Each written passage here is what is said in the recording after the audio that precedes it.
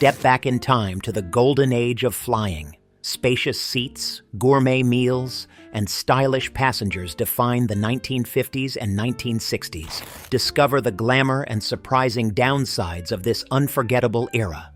Flying during the so-called golden age of airlines came with a price tag that most people today would find shocking. While the experience may have been more luxurious, it was also far more expensive, making air travel a privilege reserved for the wealthy. Unlike today's competitive airline industry, where budget carriers offer affordable tickets, flying in the 1950s and 1960s was financially out of reach for the average family.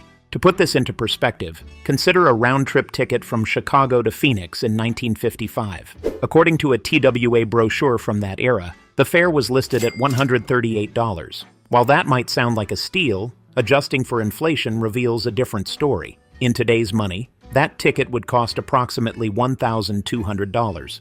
And keep in mind, that wasn't even a cross-country trip. Flying coast to coast would have set passengers back even more. Compared to modern prices, where budget airlines can sometimes offer tickets for as low as a few $100s, or even less, this cost difference is staggering. One of the main reasons for the high prices was the government's tight regulation of the airline industry. Until the Airline Deregulation Act of 1978, the government controlled ticket prices, routes, and airline competition. This limited competition among airlines and kept fares high. As a result, air travel was considered a luxury, not a convenience. Families often had to save for months or even years to afford a flight, making the experience more of a special occasion than a routine part of life. In fact, some airlines marketed flying as an elite experience, emphasizing the exclusivity of their services. Passengers dressed in their best clothing, and the in-flight experience was designed to match the high cost with spacious seating, gourmet meals, and personalized service. However, this exclusivity came at the expense of accessibility. Unlike today, where airports are bustling with travelers from all walks of life, airports of the 1950s and 1960s were more like exclusive clubs for the wealthy. So while flying in the golden age may seem glamorous, the reality is that most people couldn't afford to experience it. Thanks to modern competition and lower fares, air travel is now more accessible than ever, even if the legroom isn't quite as generous. While flying in the golden age was a luxury few could afford, those who did made sure to dress the part. Let's explore the fashion and etiquette that defined air travel in the 1950s and 1960s. Flying in the 1950s and 1960s wasn't just a mode of transportation, it was an event. With airfare prices out of reach for most people, a flight often marked a special occasion. Naturally, passengers dressed the part. Men typically wore tailored three-piece suits, complete with ties and polished shoes. Women, on the other hand, donned elegant dresses, skirts and blouses paired with heels, jewelry, and stylish hats. Accessories like gloves and handbags were standard, as passengers aimed to present their best selves during their time in the air. Unlike today, when comfort often takes priority, dressing well for a flight was considered a matter of etiquette. Boarding a plane in casual attire would have been seen as disrespectful, akin to showing up underdressed at a fancy dinner party. This sense of formality extended to flight attendants as well. Stewardesses, as they were called at the time, adhered to strict dress codes that emphasized style and elegance. Their uniforms, often designed by top fashion houses, included fitted skirts, tailored jackets, and neatly styled hair, all intended to convey sophistication and professionalism.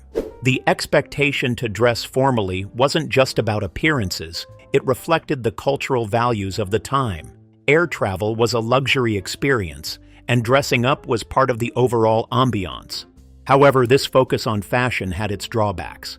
Imagine sitting shoulder to shoulder with strangers for hours, confined to a seat with limited personal space, all while wearing stiff suits or snug dresses. The discomfort was compounded by the fact that cabins were often smoky from cigarette use, adding to the challenge of maintaining a pristine appearance. As air travel became more affordable in the following decades, dress codes began to relax. By the 1970s and 1980s, passengers started opting for more casual attire, prioritizing comfort over formality. This shift was partly due to the increasing frequency of flights, which transformed flying from a rare luxury into a more routine experience. Today, Passengers board planes wearing everything from jeans and sneakers to sweatpants and hoodies, a far cry from the polished elegance of the golden age. While modern travel may lack the glamour of the past, few passengers would trade today's comfort and convenience for the stiff suits and cramped elegance of yesteryear.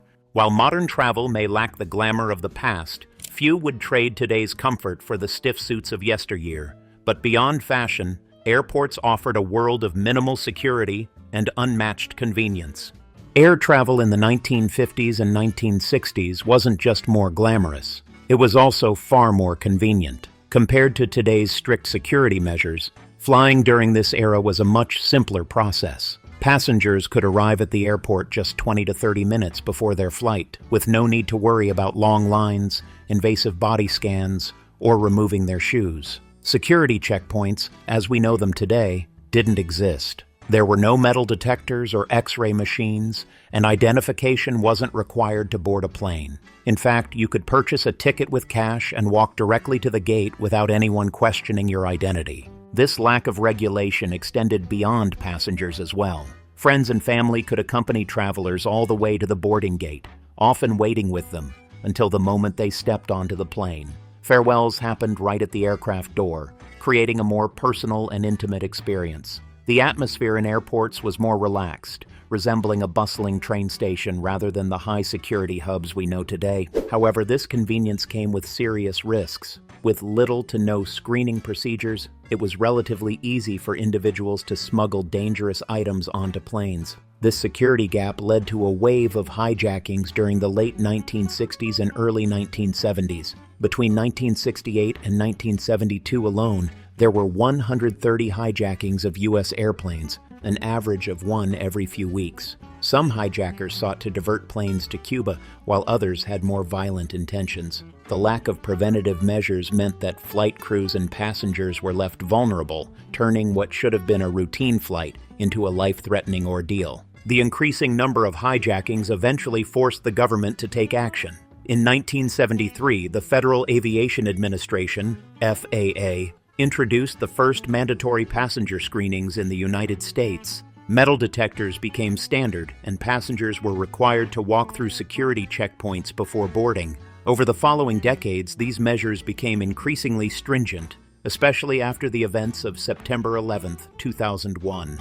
While modern travelers often grumble about the inconveniences of TSA screenings, it's hard to argue with the results. Today's security measures have made hijackings exceedingly rare, helping to ensure the safety of millions of passengers every year. So while the golden age of flying may have been more convenient, it came at the cost of safety. But once passengers boarded the plane, they enjoyed a level of comfort and space that's hard to imagine today. When it comes to comfort, air travel in the 1950s and 1960s was in a league of its own, at least compared to today's cramped cabins and limited legroom. Even economy-class passengers enjoyed spacious seats with ample room to stretch out. In fact, the standard legroom in economy back then was comparable to what airlines now reserve for first-class passengers. Seats were wider, reclined further, and provided more padding, making long flights far more comfortable. The aisles were also broader, allowing passengers to move around without bumping into others or squeezing past drink carts. However, the real luxury was found in first class, where airlines went above and beyond to pamper their passengers. First-class cabins often featured dining tables with white tablecloths, plush armchairs, and ample space to move freely. Some airlines, like Pan Am and TWA, even offered private compartments with sofas and beds, allowing passengers to sleep comfortably during overnight flights. Certain planes, such as the Boeing 377 Stratocruiser, were equipped with spiral staircases that led to downstairs lounges, complete with cocktail bars and social seating areas. These lounges allowed passengers to mingle, enjoy drinks, and escape the confines of their seats, creating a more relaxed and social atmosphere. While these perks may sound extravagant by today's standards, they were partly a necessity. Flights in the 1950s and early 1960s were longer and bumpier due to slower, propeller-driven aircraft that couldn't fly above turbulent weather. Unlike modern jets, these planes weren't pressurized to the same degree, which made flights noisier and less comfortable. The luxurious seating and spacious cabins were designed to help offset these inconveniences, making the overall experience more bearable. Despite the added comfort, there were still downsides. Air turbulence was more frequent and unpredictable, and passengers often had to grip their seats or brace themselves during rough patches. With fewer safety regulations, passengers could freely walk the aisles without seatbelt restrictions, leading to injuries during sudden jolts. First-class cabins sometimes featured glass partitions that shattered easily during turbulence, turning what was meant to be a symbol of elegance into a potential hazard. Still, for those who could afford it, flying in the Golden Age meant enjoying a level of comfort and luxury that modern travelers can only dream of. But with all that space came something modern flights no longer allow: clouds of cigarette smoke and free-flowing alcohol. Flying in the 1950s and 1960s wasn't just about luxurious seating and gourmet meals. It also meant sharing the cabin with clouds of cigarette smoke. Smoking was not only allowed but widely encouraged during flights, with passengers lighting up freely throughout the cabin. Ashtrays were built into armrests, and it wasn't unusual for flight attendants to offer complimentary cigarettes alongside drinks and meals. The concept of a no-smoking section didn't exist until much later, so non-smokers had little choice but to endure the hazy atmosphere.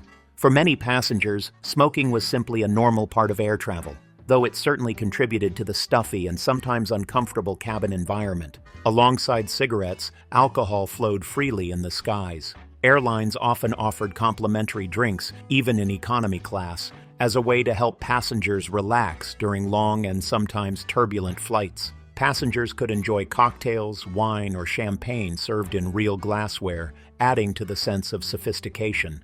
Drinking wasn't just a casual pastime, it was considered part of the flying experience.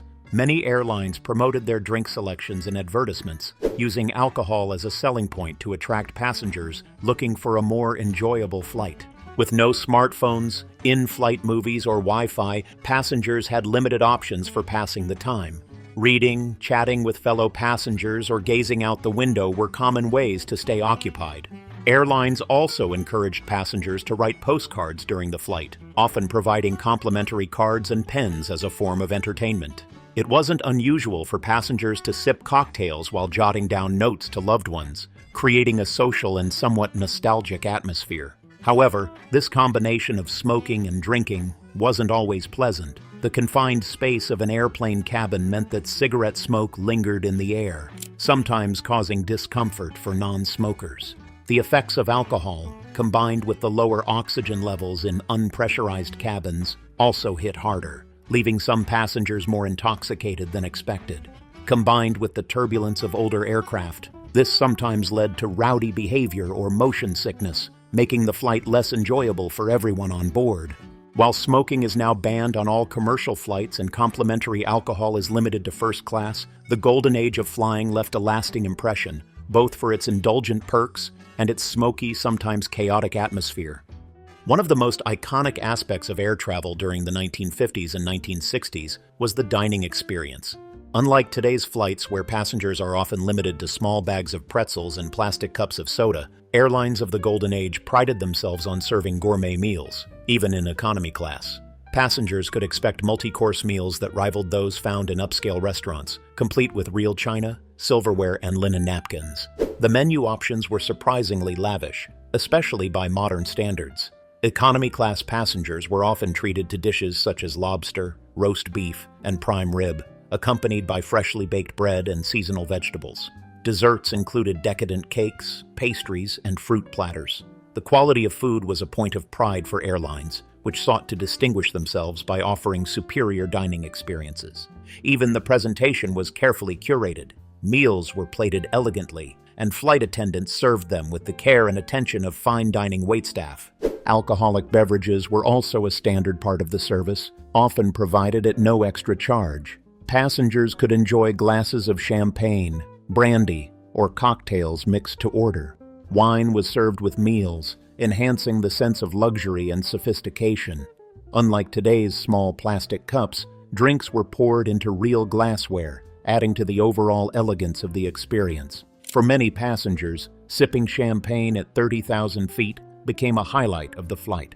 However, the indulgent meals served a practical purpose as well. Flights during this era were longer, noisier, and bumpier due to the slower speeds and lower altitudes of propeller-driven planes. The luxurious dining service helped to distract passengers from the discomforts of air travel, making the journey feel more enjoyable. The process of serving multiple courses also helped to pass the time, as passengers had fewer entertainment options compared to today's flights. While modern air travel may be faster and safer, the dining experience has certainly changed. Today's airline meals, when available, are often pre-packaged and mass-produced, with fewer options and simpler presentations. Complimentary alcohol is typically limited to first and business class, and real glassware and china are reserved for premium passengers. For those who experienced the golden age of flying, the combination of gourmet cuisine, fine wine, and attentive service remains a nostalgic reminder of an era when air travel was truly a luxury experience. While the golden age of flying is often romanticized for its luxury and glamour, the experience wasn't without its downsides. In fact, many of the luxurious amenities airlines provided were designed to distract passengers from the less-than-pleasant realities of flying during the 1950s and 1960s. Unlike today's modern jets, most passenger planes of the time, such as the Lockheed Constellation and Douglas DC-7, were propeller-driven aircraft that flew at lower altitudes. This meant they were more susceptible to turbulence, creating a bumpy and sometimes nauseating ride. These aircraft were also noisier, with the constant hum of propellers and engines vibrating throughout the cabin. Noise-canceling headphones didn't exist, so passengers had to endure the loud environment for the duration of their flight.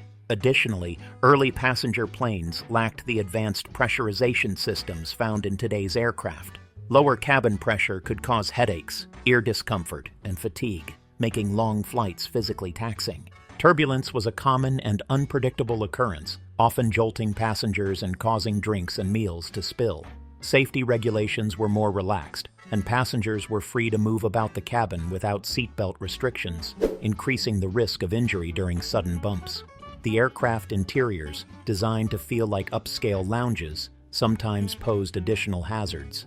Glass partitions used to separate first class from economy could shatter during severe turbulence, while metal dining tables and heavy glassware could become dangerous projectiles. Air travel was also significantly more dangerous than it is today.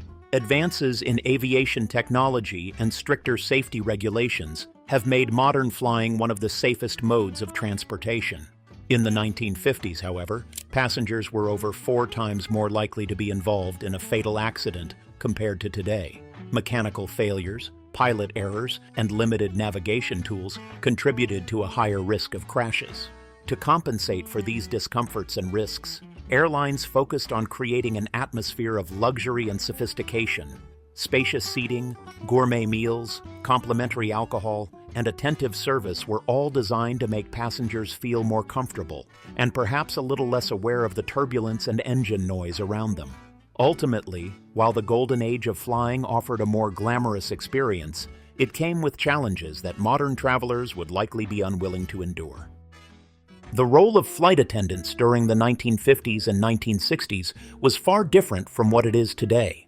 Known as stewardesses at the time, these women were seen as the face of the airline, responsible not only for passenger safety and service, but also for upholding a glamorous, polished image. Strict appearance standards and rigid rules governed every aspect of their professional lives, reflecting the era's social norms and the airline's emphasis on luxury and sophistication. Dress codes were a major part of the job. Uniforms were designed to be stylish, form-fitting, and feminine, often featuring skirts that grew shorter as the 1960s progressed. Many airlines collaborated with well-known fashion designers to create uniforms that would enhance their brand's image. Stewardesses were expected to maintain a neat and polished appearance at all times, with carefully styled hair, impeccable makeup, and minimal jewelry. They were also required to wear heels, which added to the professional yet fashionable look, but made long flights physically demanding. Physical appearance went beyond clothing. Airlines imposed strict weight limits, and stewardesses were often weighed regularly to ensure they remained within the approved range. Height requirements were also enforced, ensuring that attendants were tall enough to assist passengers with overhead compartments, but not so tall that they stood out in the cabin. Applicants underwent rigorous interviews, sometimes including invasive practices such as lifting their skirts to prove they had attractive legs suitable for the uniform. These requirements reflected the industry's focus on maintaining a certain aesthetic that aligned with the glamorous image of air travel during that time. Personal lifestyle choices were also subject to regulation. Most airlines required stewardesses to be single, believing that marriage or motherhood would detract from their commitment to the job. If a stewardess got married or became pregnant, she was typically required to resign. Additionally, strict behavioral codes governed their interactions with passengers. They were expected to be friendly, outgoing, and attentive while maintaining a high level of professionalism. Any behavior deemed inappropriate could result in termination, as airlines sought to preserve their image of elegance and hospitality. Despite these challenges, many women pursued careers as flight attendants because the job offered opportunities for travel, financial independence, and social status. However, the rigid standards and gender-based restrictions reflected the broader societal attitudes of the time. Today, flight attendants are respected professionals whose roles prioritize safety and service, with greater diversity and fewer appearance-based requirements, marking a significant shift from the golden age of aviation. Baggage handling in the 1950s and 1960s was a far cry from the automated systems and conveyor belts we rely on today. During the golden age of air travel, luggage was handled manually, which meant that every suitcase, trunk, and travel bag had to be carried to and from the aircraft by hand. This process was labor-intensive and time-consuming, often leading to longer wait times for passengers collecting their belongings after a flight. Unlike today's efficient baggage claim areas, where luggage is delivered via rotating carousels, passengers in this era had to visit a designated counter to retrieve their bags. Upon arrival, travelers would present their luggage tickets to a porter or airline employee, who would then manually search through a collection of suitcases to find the matching items. This process could take anywhere from a few minutes to over half an hour, depending on the number of passengers and the efficiency of the ground crew. It wasn't uncommon for passengers to wait patiently in small, crowded areas, while porters sifted through piles of luggage. Despite the slower process, airlines prided themselves on providing personalized service, and baggage handlers were often expected to deliver luggage with care, ensuring that items were returned in good condition. One notable difference from modern air travel was the absence of baggage fees. Airlines of the 1950s and 1960s typically allowed passengers to check multiple bags without additional charges. This policy encouraged travelers to pack more generously, especially since many journeys were taken for extended vacations or business trips. Passengers frequently traveled with large, hard-shell suitcases that were heavier and bulkier than today's lightweight luggage. Unlike modern luggage, which is designed with wheels for easy transport, most suitcases of this era had to be carried by hand, adding to the workload of baggage handlers. While the manual process might seem inconvenient by today's standards, it did come with a few advantages. Without automated systems, the risk of luggage becoming lost or misplaced due to mechanical errors was relatively low. Additionally, the lack of strict weight limits and baggage fees meant that passengers could bring more belongings without worrying about extra costs. However, the slower pace and reliance on manual labor meant that delays were more common, particularly during busy travel seasons. Overall, the baggage handling process of the Golden Age reflected the slower, more personalized nature of air travel at the time, offering more flexibility but less efficiency compared to the streamlined systems we use today. Hope you enjoyed this journey through vintage air travel.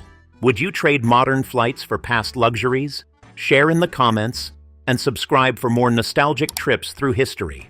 Until next time.